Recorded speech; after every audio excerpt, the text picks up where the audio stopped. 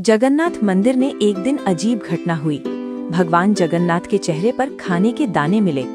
पुजारी हैरान थे, आखिर भगवान ने खाना खाया कब? जांच शुरू हुई और सच सामने आया। हर रात भगवान जगन्नाथ मंदिर से चुपके निकलते थे और जाते थे एक गरीब महिला के घर। उस महिला का नाम था धर्माबाई।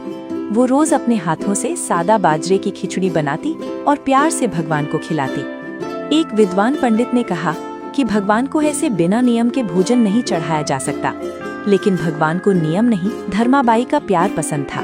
जब धर्माबाई इस दुनिया से चली गई तो भगवान जगन्नाथ की आंखों से आंसू बहने लगे।